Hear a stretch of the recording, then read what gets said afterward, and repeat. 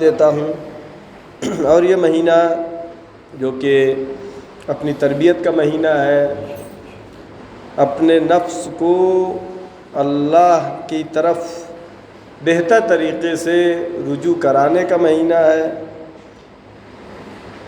جو کہ آ رہا ہے، اس کا استقبال جو کہ برکتوں کا مہینہ، رحمتوں کا مہینہ، مغفرتوں کا مہینہ ہے۔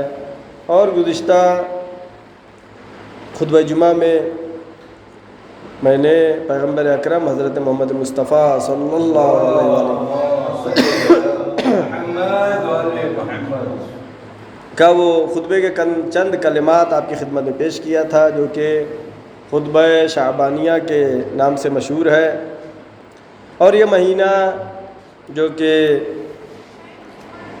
شہر رمضان کا مہینہ الذی انزل فیہ القرآن، اس مہینے کی عظمت یہی بہت بڑی ہے کہ اس میں اللہ کی طرف سے بھیجی ہوئی کتاب قرآن مجید شب قدر میں نازل ہوئی۔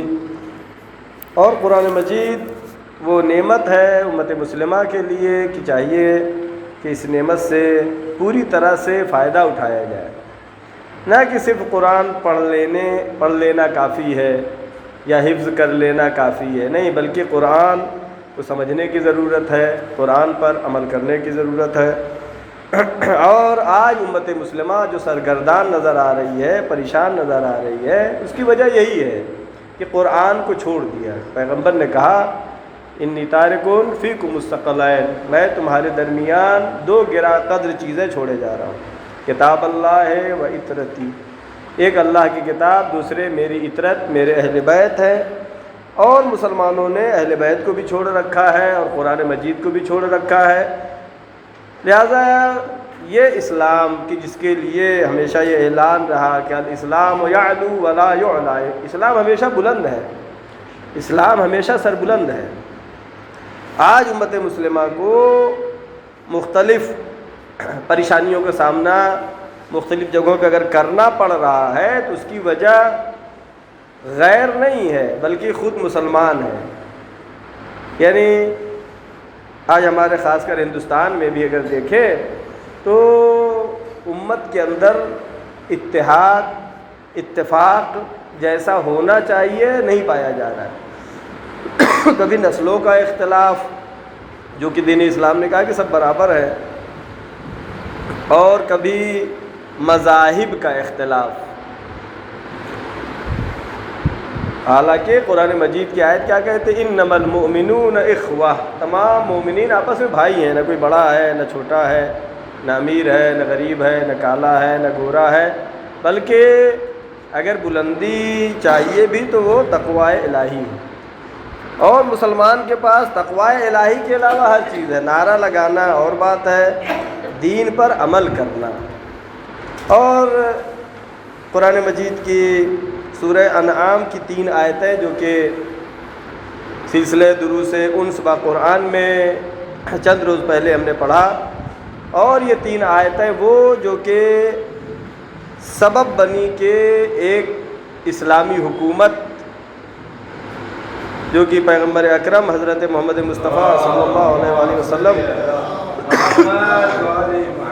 کی سربراہی میں مدینے میں وجود میں آئی، یعنی وہ شہر جو یثرب تھا وہ مدینہ کہلایا، مدینۃ الرسول۔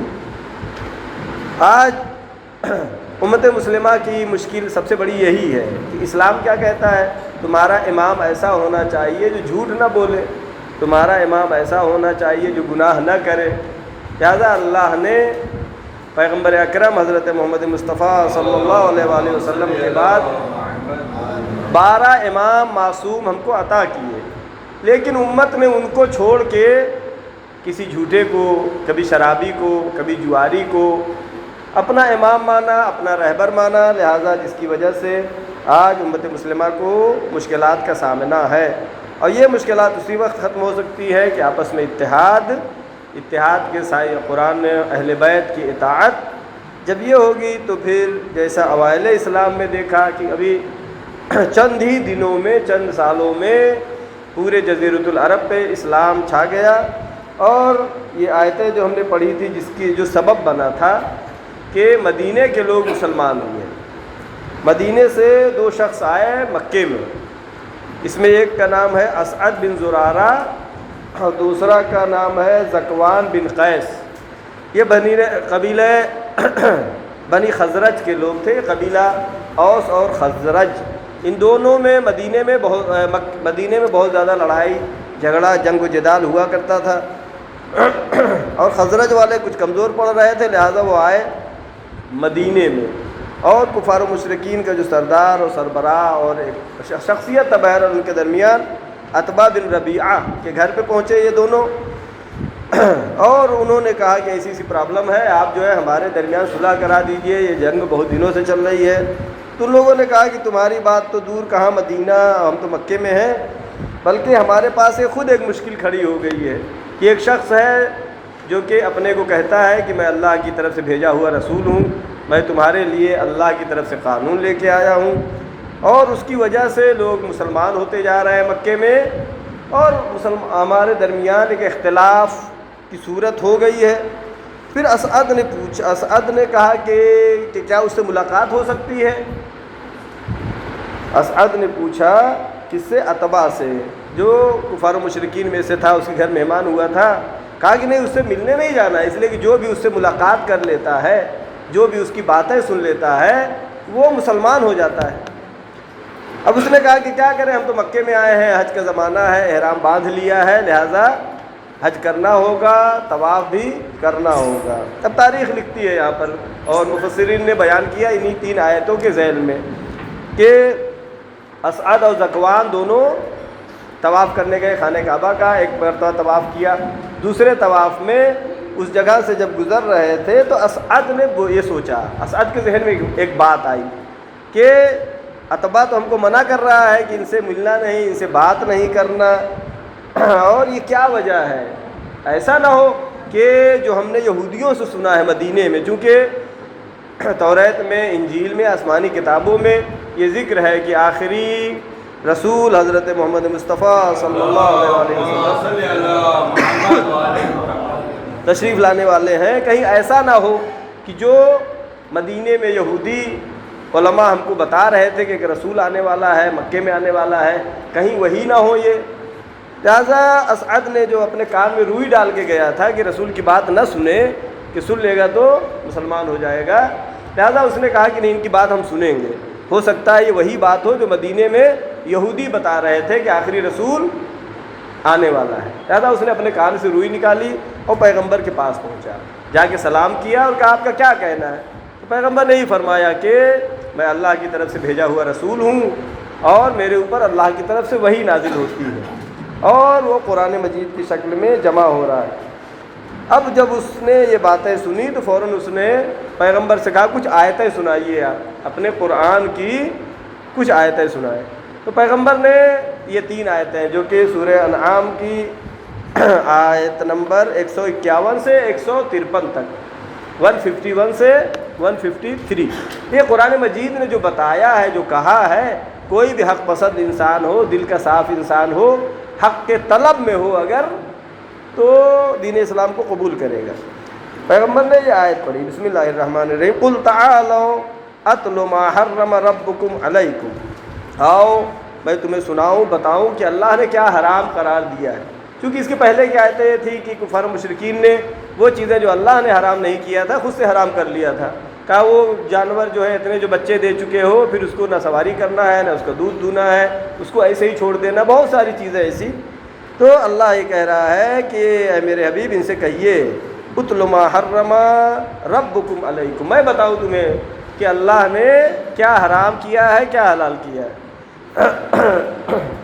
اب جو ہے حرام جو ان 3 آیتوں کے درمیان میں 10 چیزیں وہ جو اسلام کے احکام میں سے ہے۔ علیکم اللہ تشرکوا بہ شیئا، پہلی بات یہ ہے کہ کبھی بھی اللہ کا شریک قرار نہ دو۔ اللہ ایک ہے، واحد ہے، احد ہے، اس کے علاوہ کوئی خدا نہیں ہے۔ یہ بتوں کو خدا ماننا، درختوں کو خدا ماننا، جانوروں کو خدا ماننا جو تم سے نیچے ہے وہ تمہارے خدا نہیں ہو سکتے ہیں۔ علیکم اللہ تشرکوا بہ شیئا، پہلی بات یہ کہ شرک مت کرو۔ دوسرا وبالوالدین احسانا، اپنے والدین کے ساتھ نیکی کرو، اپنے والدین کے ساتھ نرمی سے پیش آؤ، اپنے والدین کا احترام کرو۔ لہذا والدین کے احترام کے سلسلے میں ابھی ایک واقعہ واٹس ایپ پہ آیا تھا، کسی والد نے جا کر کے، شاید مصر کا ہے، کہاں کا واقعہ ہے، کہ اپنے والد کی جا کے اس نے عدالت میں شکایت کیا اپنے باپ کی کہ میرا باپ، میں اپنے بیٹے سے شکایت ہے، اور شکایت یہ ہے کہ مجھے کچھ خرچہ نہیں دیتا ہے، مجھے پیسہ نہیں دیتا ہے۔ اور باپ، عدالت نے جو ہے، جج نے بلایا اس کے بیٹے کو اور پوچھا کہ کیوں نہیں دیتے ہو پیسہ؟ کہا کہ ہمارے والد تو بہت پیسے والے ہیں، ان کو پیسے کی ضرورت نہیں ہے، ان کو پیسے کی ضرورت نہیں ہے۔ تو باپ نے کہا ضرورت ہو یا نہ ہو، جو میرا حق بنتا ہے مجھے ہر مہینے دے دیا کرو۔ اب عدالت کے جج نے یہاں پہ فیصلہ کر دیا، کہا کتنا چاہیے ہر مہینے؟ کہا صرف 1 درہم یا دینار، کم پیسہ، بہت کم پیسہ۔ کہا یہ چاہیے ہر مہینے۔ کہا تم اتنے پیسے والے آدمی ہو، تمہارے پاس اتنی جائیداد ہے، اتنی دکانیں ہیں، اتنی سب کچھ چل رہا ہے تمہارے پاس، پیسے کی کمی نہیں ہے، تم 1 یا درہم یا دینار لے کے کیا کرو گے؟ تو قاضی نے بہرحال فیصلہ کر دیا کہ ہر مہینے کی پہلی تاریخ کو اپنے، ہاں ایک شرط اس نے رکھی کہ اپنے ہاتھ سے لا کے دینا ہے، انٹرنیٹ سے، موبائل سے نہیں، بینک سے نہیں، اپنے ہاتھ سے لا کر کے وہ پیسہ دینا ہے۔ وَبِالْوَالِدَيْنِ احسانا، والدین کے ساتھ احسان۔ اب اس شرط کو بہرحال چونکہ عدالت نے فیصلہ کیا تھا، جج کا حکم تھا، لہٰذا بیٹا چلا گیا کہ ٹھیک ہے ہر مہینے میں لے جا کر کے دے دیا کروں گے۔ لیکن اب پھر باپ جو ہے جج کے سامنے ابھی موجود تھا، جج نے سوال کیا بعد میں کہ تم نے ایسی شرط کیوں رکھی ہے؟ جب تمہیں پیسے کی ضرورت نہیں، تم خود پیسے والے ہو، تو یہ کیوں کہہ رہے ہو کہ بیٹا پیسہ دے؟ کہا اصل مسئلہ پیسے کا نہیں ہے، پیسہ نہیں چاہیے مجھے، میں اس کا چہرہ دیکھنا چاہتا ہوں، اس سے ملاقات کرنا چاہتا ہوں، اس کے پیسے کی ضرورت مجھے نہیں ہے۔ کئی مہینے ہو جاتے ہیں، نہ فون کرتا ہے، نہ بات کرتا ہے، نہ ملنے آتا ہے، لہذا میں نے یہ شرط رکھی کہ پیسہ لا کر کے اپنے ہاتھ سے دے۔ جب جج نے یہ سنا تو جج نے کہا کہ اگر تم نے پہلے یہ بتایا ہوتا تو میں اس کو سزا بھی دیتا، اس کو سزا دیتا، اس کو کوڑے لگواتا۔ تو باپ کی محبت، باپ نے کہا نہیں، مجھے یہ برداشت نہیں ہے کہ میرے بیٹے کو کوڑا لگایا جائے۔ لہذا جو قرآن مجید تاکید کر رہا ہے بار بار، جہاں پہ بھی اللہ تشرک بہ شیئا، اللہ کا شریک قرار نہ دو، وبالوالدین احسانا، والدین کے ساتھ نیکی کے ساتھ پیش آؤ۔ یہ نہیں کہ صرف پیسہ ہی دینا، ان کا احترام کرنا، سلام کرنا، ان کو عزت دینا، یہ اصل ہے۔ پیسہ تو ہو سکتا ہے والدین کے پاس ہو۔ تیسرا حکم جو اس میں بیان ہوا، جس کی وجہ سے مدینے کے 2 آدمی مسلمان ہوئے، پھر پورا مدینہ بعد میں مسلمان ہوا، 2 حکم ہو گئے۔ وَلَا تَقْتُلُوا أَوْلَادَكُم مِّنْ أَمْلَاقٍ، اپنی اولاد کو قتل نہ کرو کہ کہاں سے کھلائیں گے، کہاں سے پلائیں گے، نفقہ کہاں سے دیں گے، پیسہ نہیں ہے، پیسہ وغیرہ کی کمی سوچ کر کے اپنی اولاد کو قتل نہ کرو۔ بعض آیتیں وہ ہیں جہاں پر یہ کہ کفار مشرکین اپنی بیٹیوں کو زندہ دفن کر دیتے تھے، زندہ دفن کر دیتے تھے۔ یہاں پر صرف بیٹی کا تذکرہ نہیں ہے، اولاد میں بیٹی بھی ہے اور بیٹا بھی، یعنی بیٹوں کو بھی وہ قتل کر دیا کرتے تھے کہ خرچہ کہاں سے دیں گے۔ تو یہ جو احکام قرآن بتا رہا ہے، جو احکام اسلام بتا رہا ہے، کسی کے سامنے بھی پیش کیا جائے کہ اچھی اچھی باتیں ہیں، یہ کوئی بھی اسلام کا منکر نہیں ہوگا، اسلام کا دشمن نہیں ہوگا۔ اسلامی دشمنی کیوں پھیلی کہ اسلام کو پیش کیا گیا بادشاہوں کے ذریعے سے، اسلام کو پیش کیا گیا حکومتوں کے ذریعے سے۔ اسلام حکومت کا نام نہیں ہے، اسلام بادشاہت کا نام نہیں ہے۔ یہ اور بات ہے کہ بنی امیہ نے آ کر کے اس کو اسلامی خلافت کو بدل دیا، حکومت میں تبدیل کر دیا۔ امیر شام نے جو ہے کہا کہ یہ میری حکومت ہے، باقاعدہ اس نے اعلان کیا مدینے میں آ کے، میں جو تمہاری نماز سے کوئی مطلب نہیں، تمہارے روزے سے نہیں مطلب، تمہارے حج و زکوٰۃ سے نہیں مطلب، میں چاہتا ہوں حکومت کروں تم پر۔ اسلامی حاکم جو ہے اس کو تو احکام دین کو نافذ کرنے کے لیے حکومت کرنی ہوتی۔ بہرحال وَلَا تَقْتُلُوا أَوْلَادَكُم مِّنْ أَمْلَاقٍ نَحْنُ نَرْزُقُكُمْ وَإِيَّاهُمْ، اللہ کہہ رہا ہے ہم تم کو رزق دیتے ہیں، وَإِيَّاهُمْ، تمہاری اولاد کو بھی ہم ہی رزق دیتے ہیں۔ لہذا یہ احکام جو اللہ نے بیان کیا ہے قرآن مجید کی آیتیں، تو یہ 3 حکم ہو گئے۔ چوتھا حکم ولا تقربوا الفواحش ما ظہر منها وما بطن، گناہوں کے نزدیک بھی مت جاؤ، چاہے وہ ظاہری گناہ ہو چاہے پوشیدہ گناہ ہو۔ البتہ اس میں تفصیلی بحث ہے مفسرین کے درمیان کہ ظاہری گناہ کیا ہے، پوشیدہ گناہ کیا ہے۔ بہرحال کسی طرح کے گناہ کے پاس نہ جاؤ، یہ نہیں کہا کہ گناہ نہ کرو، کہا اس کے پاس بھی مت جاؤ، نزدیک بھی مت جاؤ، یعنی گناہ کے بارے میں سوچو بھی نہیں۔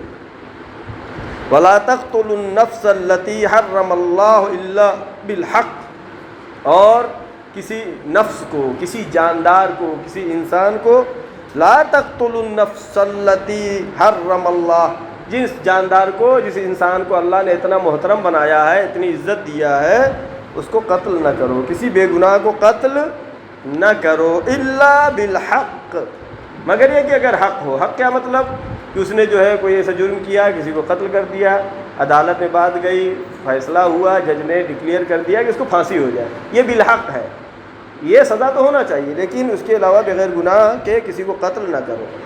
ذالکم وصاکم بہ لعلکم تعقلون، یہ اللہ کی وصیتیں ہیں تاکہ تم اس پہ غور و فکر کرو، سوچو، اس پہ غور و فکر کرو، سوچو، توجہ کرو کہ اسلام کیا بتا رہا ہے۔ لہٰذا یہ باتیں جو تھیں ایسی باتیں ہیں کسی بھی انسان کے سامنے پیش کیا جائے کہے گا بہترین باتیں ہیں، وہ دین اسلام بہترین دین ہے، بہترین مذہب ہے، بہترین باتیں انسان کو اس دنیا میں اچھی زندگی گزارنے کا طریقہ بتاتا ہے۔ اور آگے کی جو آیت ہے 151، اس میں بھی حکم بیان ہوئے، بھی 5 حکم یہ ہوئے۔ ولا تقربوا مال الیتیم، یتیم کے مال کے نزدیک بھی مت جاؤ، یعنی یتیم کا مال کھانا، یتیم کے مال پہ قبضہ کر لینا، چونکہ ابھی بچہ ہے، کمزور ہے، لوگ کمزور سمجھ کے اس پر سوچ سکتا ہے کہ اس کے دولت پہ قبضہ کرنا چاہے۔ آیت کیا کہہ رہی؟ یتیم کے مال کے نزدیک بھی نہ جاؤ۔ ولا تقربوا مال الیتیم، یتیم کے مال کے نزدیک بھی نہ جاؤ، الا باللتی ہی احسن، مگر ایک اس کے لیے نیکی کرنا چاہو۔ کیا مطلب بچہ ہے، اس کے چچا ہے، دادا ہے، بزرگ ہیں جو دیکھ بھال کر رہے ہیں، اس کا مال ہے، اس کے پیسے کو بزنس میں لگا کر کے، کما کر کے اس کے پیسے کو بڑھانا چاہیں، خیر، نیت خیر کے ساتھ اگر کرتے ہیں تو یہ کر سکتے ہیں، ورنہ جو ہے مال یتیم کو لینا، اس کو استعمال کرنا۔ یہاں پر استاد محترم آیت اللہ محسن قرطی بیان کرتے ہیں کہ اگر یتیم کے گھر پہ بھی جاؤ دعوت میں، تو ایک دن دعوت میں جاؤ تو 2 مرتبہ اس کو دعوت کھلاؤ، ایسا نہیں کہ جاؤ نہیں، جاؤ، لیکن اس کے اوپر بوجھ نہیں ہونا چاہیے۔ ولا تقربوا مال الیتیم الا باللتی ہی احسن حتی یبلغ اشدہ، یہاں تک کہ وہ بڑا ہو جائے، سمجھدار ہو جائے، جب اس موقعیت کو پہنچ جائے تو پھر اس کے حوالے کر دو اس کا جو پراپرٹی ہے، جو اس کی زمین ہے، جائیداد ہے۔ تو یہ احکام خدا جو بیان ہو رہے ہیں۔ 7واں حکم وَأَوْفُوا الْكَيْلَ وَالْمِيزَانَ بِالْقِسْطِ، ناپ اور تول میں عدالت سے کام لو، یہ نہیں کہ جو تولنے میں تھوڑا سا کم تول دیا، ناپنے میں جو ہے 1 میٹر کے بجائے تھوڑا سا اس میں 2-4 سینٹی میٹر کم کر دیا، یہ احکام ہے اسلام کے۔ وَأَوْفُوا الْكَيْلَ وَالْمِيزَانَ بِالْقِسْطِ وَلَا نُكَلِّفُ نَفْسًا إِلَّا وُسْعَهَا، اللہ یہ کہتا ہے ہم کسی کو بھی تکلیف نہیں دیتے، ذمہ داری نہیں دیتے ہیں، مگر جس کی وہ توانائی رکھتا ہے، طاقت رکھتا ہے، کر سکتا ہے، ویسا ہی، ایسا نہیں کہ یہ سب ناممکن باتیں ہیں۔ وَأَوْفُوا الْكَيْلَ وَالْمِيزَانَ، کوئی کہے کہ نہیں آج کے زمانے میں کہاں ہو سکتا ہے، بغیر جھوٹ بولے بزنس نہیں ہو سکتا، بغیر کم تولے ہو نہیں سکتا۔ اللہ کیا کہہ رہا ہے؟ لا نکلف نفسا الا وسعها، بغیر وسعت کے اللہ تکلیف نہیں دیتا۔ اس نے کہا عدالت سے کام لو تو عدالت سے کام لینا ہے، برکت خدا دے گا۔ وَإِذَا قُلْتُمْ، 8واں حکم وَإِذَا قُلْتُمْ فَعْدِلُوا وَلَوْ كَانَ ذَا قُرْبَىٰ، ابھی تو کام کے بارے میں تھا، تولنے کے بارے میں تھا، بات کے بارے میں، اگر بات بھی کرتے ہو، بولتے بھی ہو، وَإِذَا قُلْتُمْ فَعْدِلُوا، بات کرنے میں بھی عدالت سے کام لو۔ عدالت یہ اسلام کا اعلان، ظلم کے خلاف عدالت کی طرفداری۔ فَعْدِلُوا، عدالت سے کام لو، وَلَوْ كَانَ ذَا قُرْبَىٰ، اگر تمہارے رشتہ دار ہی کیوں نہ ہو۔ آدمی ہو سکتا ہے صحیح فیصلہ کر رہا ہو، 2 آدمی میں اختلاف ہو گیا، صحیح فیصلہ کرتا ہے، حق بات جو ہے وہی فیصلہ کرتا ہے، لیکن جب اپنے رشتہ داری کا مسئلہ آیا تو اب یہاں پر اس کا جھکاؤ ہو جاتا ہے اپنے رشتہ دار کی طرف۔ یہ اسلام کے حکم کے خلاف ہے، قرآن کے حکم کے خلاف ہے کہ اگر تم بول بھی رہے ہو تو یہاں پر بھی عدالت سے کام لو، وَإِذَا قُلْتُمْ فَاعْدِلُوا۔ اور اس کے بعد کی جو آیت ہے وَبِعَهْدِ اللَّهِ أَوْفُوا، عہد خدا کو وفا کرو جو اللہ سے عہد و پیمان کیا، ذَلِكُمْ وَصَّاكُمْ بِهِ، یہ 10واں حکم، یہ وہ سب چیزیں ہیں جو اللہ نے تمہیں وصیت کیا ہے، لعلکم تذکرون، تاکہ تم متذکر ہو جاؤ، سمجھو اس کو، اس پر عمل کرو۔ اور آیت نمبر 152 سورہ انعام کی، وَأَنَّ هَذَا صِرَاطِي مُسْتَقِيمًا، یہ جو کچھ ہم بتا رہے ہیں، اللہ کہہ رہے ہیں جو احکام ہم نے بتائے ہیں، یہی ہمارا صراط مستقیم ہے، یہی سیدھا راستہ ہے۔ فَاتَّبِعُوهُ وَلَا تَتَّبِعُوا السُّبُلَ فَتَفَرَّقَ بِكُمْ، فَاتَّبِعُوهُ، اس صراط مستقیم کی اتباع کرو، اس پر عمل کرو، اسی راستے پر چلو۔ وَلَا تَتَّبِعُوا السُّبُلَ فَتَفَرَّقَ بِكُمْ عَنْ سَبِيلِهِ، دوسرے راستوں پہ مت جاؤ، اگر اس پہ جاؤ گے دوسرے راستوں پر، یہ راستہ ہے صراط مستقیم، دوسرے بہت سارے راستے ہیں، بہت سارے فرقے ہیں۔ فَتَفَرَّقَ بِكُمْ عَنْ سَبِيلِهِ، تمہیں راستوں سے الگ الگ بانٹ دیں گے، بکھرا دیں گے، جو کہ آج امت مسلمہ میں دیکھا جا رہا ہے۔ ذَلِكُمْ وَصَّاكُمْ بِهِ لَعَلَّكُمْ تَتَّقُونَ، یہ اللہ کی طرف سے وعظ و نصیحت ہے، اللہ کی طرف سے وصیت ہے تاکہ تم متقی بن جاؤ۔ اس آیت کے سلسلے میں علی بن ابراہیم فرماتے ہیں کہ یہاں پر مراد صراط مستقیم سے امام معصوم ہے، اور اس سلسلے میں پانچویں امام حضرت محمد باقر علیہ السلام امام فرماتے ہیں سبیل جو لفظ آیا اس آیت میں، سبیل سے فَاتَّبِعُوا هَذَا صِرَاطِي فَاتَّبِعُوهُ، یہ صراط ہے میرا، اللہ کہہ رہا ہے اس کی اتباع کرو۔ امام فرما رہے ہیں اس سے مراد ہم اہل بیت ہیں، ائمہ معصومین علیہ السلام ہیں، ان کے راستے پہ جو چلے گا وہ صراط مستقیم پر ہے، اور جو مخالفت ہے وہ سبل ہے، امام نے فرمایا، جو کہ لفظ اس میں سبل، وَلَا تَتَّبِعُوا السُّبُلَ، سبل کی اتباع مت کرو۔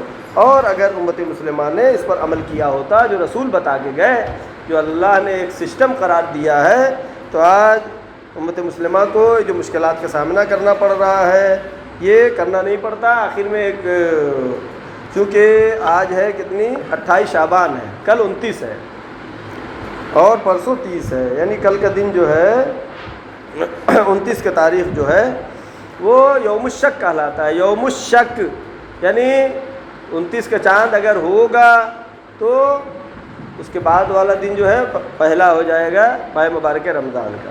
کبھی چاند 29 کو ہوتا ہے، کبھی 30 کو ہوتا ہے، البتہ کیلنڈر میں ظاہراً 29 کا دیا ہے۔ اب اگر جو ہے 29 کی تاریخ جو ہے یوم الشک کہلاتا ہے، جو کتب فقہی میں درج ہے، یوم الشک، اس دن کیا کرنا ہے؟ اس دن روزہ رکھنا ہے، روزہ رکھنا ہے، لیکن رمضان کی نیت نہیں کرنی ہے، بس روزہ رکھے۔ کوئی قضا آپ کا روزہ ہے یا ایسے ہی مستحب روزہ، اس دن ایسے شعبان میں مستحب روزہ ہے، یوم الشک بھی مستحب روزہ ہے، یا مستحب روزہ کی نیت کر کے روزہ رکھے، یا کوئی قضا روزہ ہے اس کی نیت کر کے روزہ رکھے۔ اپنی قضا نہیں ہے، اپنے باپ دادا کسی کی قضا ہو، ماں باپ کی جو گزر چکے ہو، زندہ کے لیے نہیں ہے، یا کوئی رشتہ دار میں کوئی بھی ہے، اس کی طرف سے قضا روزہ اگر رکھتے ہیں اور پھر بعد میں پتہ چلے کہ اس دن تو پہلی رمضان تھی 29 تاریخ کو، تو پھر آپ کا روزہ جو ہے کامل مانا جائے گا، پہلی رمضان کا روزہ ہو جائے گا۔ لیکن اگر یوم الشک میں روزہ نہیں رکھا اور بعد میں پتہ چلا کہ پہلی رمضان کی تاریخ تھی، تو بعد میں ایک روزہ رکھنا پڑے گا۔ لہذا یوم الشک میں یعنی 29 تاریخ کو بہتر ہے خاص کر کہ روزہ رکھا جائے، تاکہ بعد میں الگ سے روزہ رکھنے کی ضرورت نہ پڑے۔ البتہ اس میں یا قضا کی نیت کر کے رکھیں گے یا سنت کی نیت کر کے روزہ رکھیں گے۔ آخر میں دعا کرتے ہیں، پروردگار محمد وآل محمد صدقے میں ہماری تمام طاعت و عبادات کو قبول فرما۔ پروردگار جو بھی پریشان حال ہے ان کی پریشانیوں کو برطرف فرما۔ پروردگار ماہ مبارک رمضان تیری مہمانی کا مہینہ آ رہا ہے، ہم کو زیادہ سے زیادہ توفیق دے کہ کار خیر انجام دے سکے۔ پروردگار ہمارے تمام گناہ صغیرہ و کبیرہ کو معاف فرما، ہمارے مرحومین کے تمام گناہ صغیرہ و کبیرہ کو معاف فرما۔ پروردگار آخری حجت خدا امام زمانہ کے ظہور میں تعجیل فرما، ہم سب کو ان کے آور و انصار میں شمار فرما۔ بسم اللہ الرحمن الرحیم، والعصر ان الانسان لفی خسر الا الذین آمنوا وعملوا الصالحات وتواصوا بالحق وتواصوا بالصبر، صدق اللہ العلی العظیم۔ السلام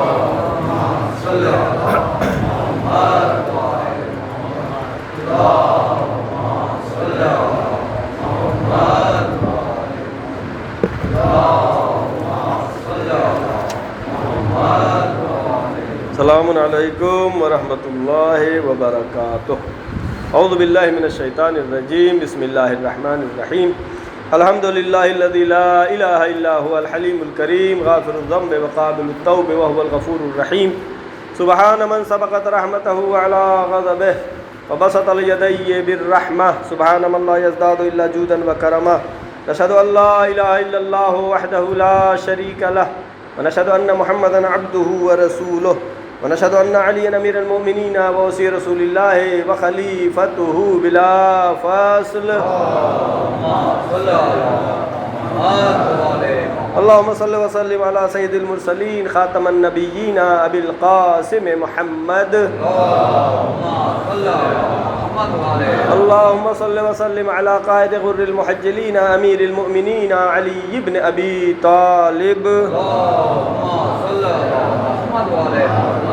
اللهم صل وسلم على سيدة نساء العالمين فاطمة الزهراء، اللهم صل وسلم على الحسن المجتبى وعلى الحسين الشهيد بكربلاء وعلى علي بن الحسين زين العابدين وعلى محمد بن علي باقر العلوم الأولين والآخرين وعلى جعفر بن محمد الصادق وعلى موسى بن جعفر الكاظم وعلى علي بن موسى الرضا وعلى محمد بن علي التقي وعلى علي بن محمد النقي وعلى حسن بن علي العسكري وعلى قائدنا ومولانا صاحب العصر والزمان خادم الكفر والفسوق والعصيان، اوصيكم عباد اللہ ونفسی بتقوى اللہ۔ جیسا کہ گزشتہ خطبہ جمعہ میں بھی میں نے آپ کی خدمت میں پیش کیا کہ پیغمبر نے ماہ شعبان میں اور گزشتہ خطبہ جمعہ میں بھی پیش کیا تھا خطبہ شعبانیہ کے چند مطالب، ان میں سے آپ کی خدمت پیش کر رہے ہیں کہ پیغمبر اکرم حضرت محمد مصطفیٰ صلی اللہ علیہ وسلم فرماتے ہیں وَاذْكُرُوا بِجُوعِكُمْ وَعَطَشَكُمْ فِي جُوعِ يَوْمِ الْقِيَامَةِ، ماہ مبارک رمضان میں جب تم روزہ رکھتے ہو، بھوکے رہتے ہو، وَعَطَشَكُمْ پیاسے رہتے ہو، اس بھوک اور پیاس سے یاد کرو فی جوع یوم القیامہ، قیامت کے دن کی بھوک اور پیاس کو۔ یہ معمولی بھوک اور پیاس ہے یہ ایک پریکٹس ہے، لہذا ماہ مبارک رمضان میں ہمیں اس دن کو بھی یاد کرنا چاہیے کہ جو بہت ہی سخت دن ہے۔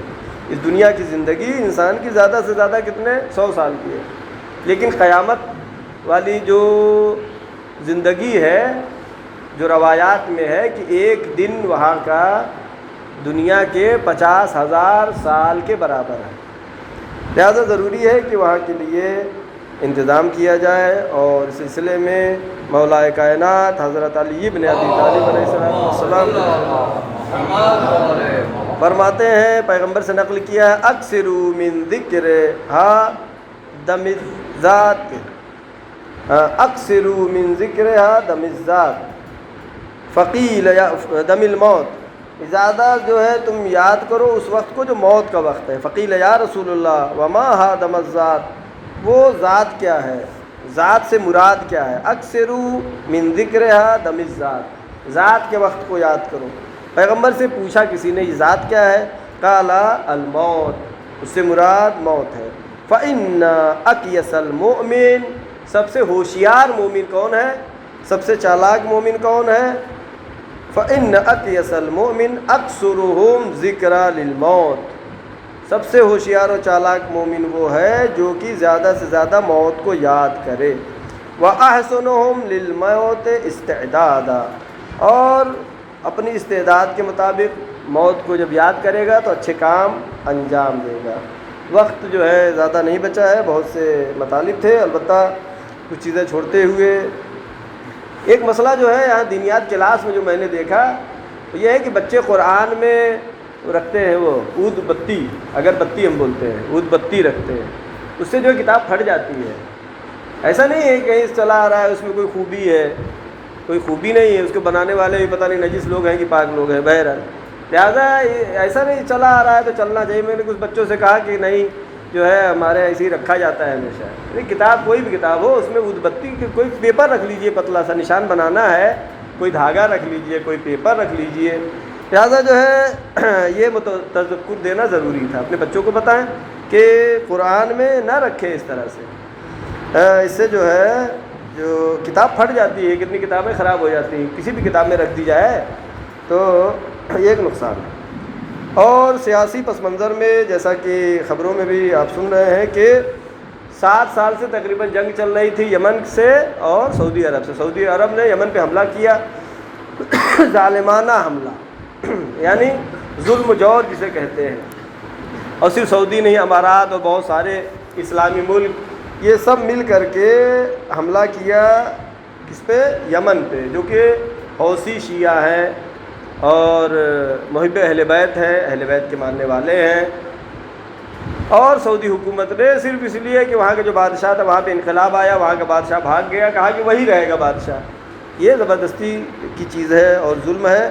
اور جو خبروں میں آیا کہ ابھی چند دن پہلے حوثی اتنا مضبوط ہو گئے، جو کہ ایک گروہ چھوٹا سا ہے، جس طریقے سے حزب اللہ جو ہے ایک انجمن ہے، ایک کمیٹی ہے، ایک گروہ ہے 10-12 ہزار لوگوں کا، بس کوئی ملک کی فوج نہیں ہے، لیکن جو اللہ پر ایمان رکھتا ہے، جو اہل بیت کو مانتا ہے، اللہ اسے قوت عطا کرتا ہے۔ لہذا حوثیوں نے چونکہ پورا ہر طرف سے ناکہ بندی کر رکھا ہے پورے یمن کا، بہت زیادہ بچے بھوکے پیاسے مر رہے ہیں، بہت زیادہ ظلم کی انتہا، لیکن جو ہے الحمدللہ جو خبر آ رہی ہے کہ حوثی نے سعودی عرب کی آرامکو جو بہت بڑی کمپنی ہے اس پر میزائل مارے اور سعودی عرب کا بہت نقصان ہوا۔ ابھی یہ وقت جو ہے جبکہ ادھر روس حملہ کر رہا ہے اوکرائن پر، تیل کی پرابلم ادھر سے ہو رہی ہے، ادھر یمن نے بھی مار دیا آرامکو جو تیل کی کمپنی ہے اس پر۔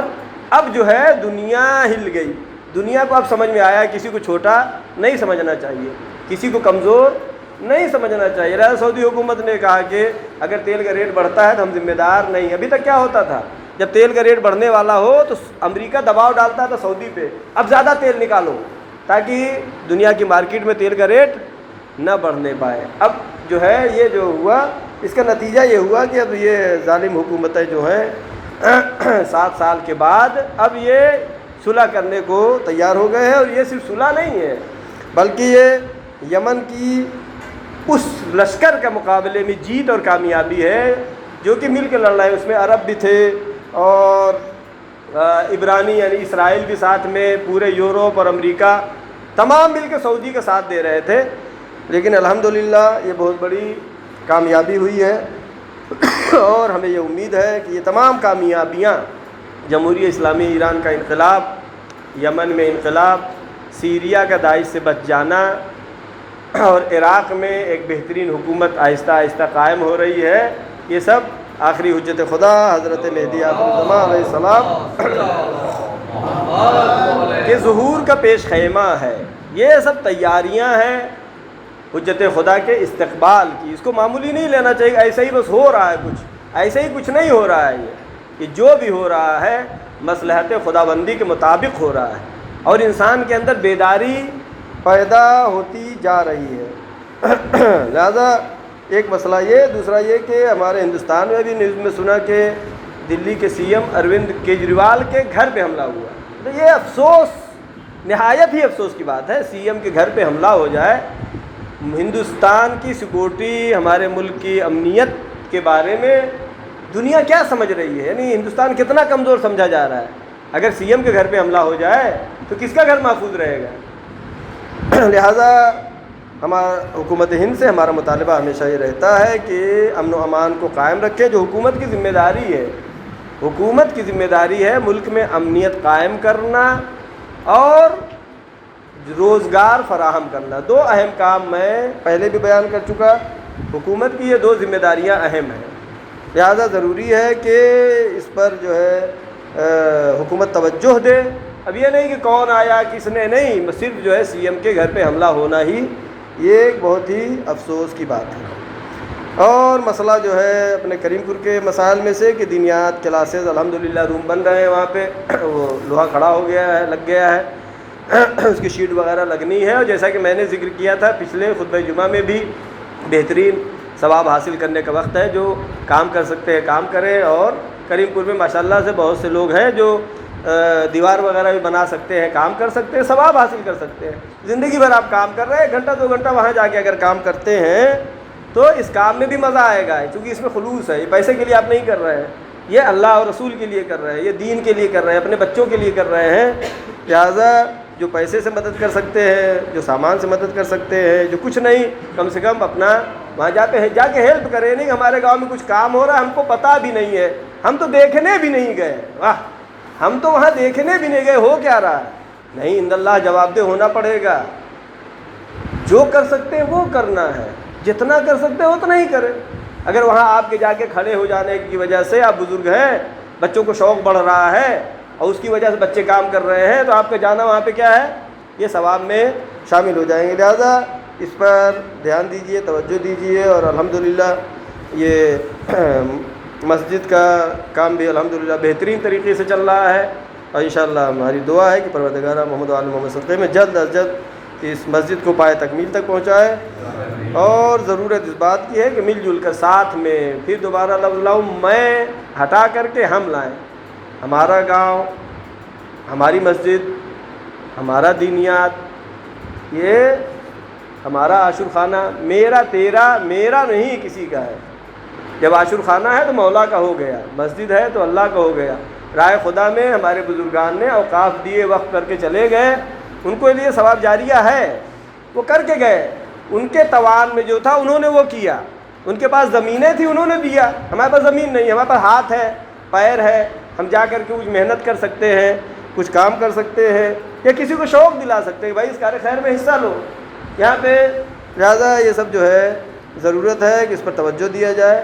اور الحمدللہ دینیات کی کلاسز سب چل رہے ہیں۔ ماہ مبارک رمضان میں جو قرآن خوانی کا برنامہ ہے وہ چلے گا، لیڈیز میں بھی اور جینٹس میں بھی، جیسا کہ جینٹس میں پچھلے سال چل رہا تھا کہ نماز صبح کے بعد پڑھتے تھے، اور نماز تقریباً رات میں 8 بجے تھا کہ 7:30 بجے ہیں، 8 بجے، 8 سے 9، 1 گھنٹہ صبح میں، 1 گھنٹہ شام میں پڑھیں گے تو قرآن پورا سب کا ہو جائے گا۔ قرآن کم سے کم اس برکت کے مہینے میں سن لینا، دیکھنا، ساتھ میں بیٹھنا۔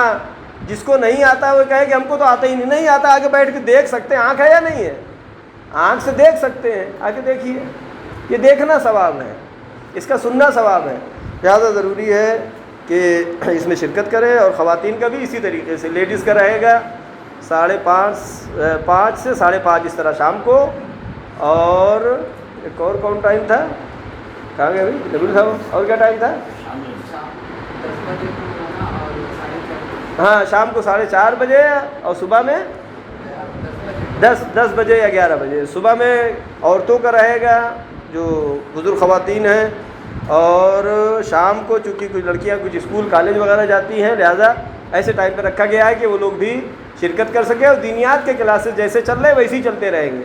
جو بچے دینیات میں جا رہے ہیں جیسے جا رہے ہیں ویسے ہی جاتے رہیں گے، جو گفٹ ہوگا، جو انعام ہوگا، جیسے یہاں پہ آنے والوں کو قرآن خوانی میں ملے گا ویسے ان کو بھی دیا جائے گا انشاءاللہ۔ اس کا انتظام مومنین اور انجمن تمام لوگ مل کر کے کریں گے، اور اس کار خیر میں، اس کار ثواب میں شرکت فرمائیں گے۔ آخر میں دعا ہے پروردگارہ ہمارے تمام طاعت و عبادات کو قبول فرما، پروردگارہ جو بھی پریشان حال ان کی پریشانیوں کو برطرف فرما، پروردگارہ پرچم اسلام کو سربلند فرما، پرچم کفر و نفاق کو سرنگو فرما، ہمارے تمام گناہ صغیرہ و کبیرہ کو معاف فرما، ہمارے مرحومین کے تمام گناہ صغیرہ و کبیرہ کو معاف فرما۔ معبود آخری حجت امام زمانہ کے ظہور میں تعجیل فرما، ہم سب کو ان کے یاور و انصار میں شمار فرما۔ بسم اللہ الرحمن الرحیم، والعصر ان الانسان لفی خسر الا الذین آمنوا وعملوا الصالحات وتواصوا بالحق وتواصوا بالصبر۔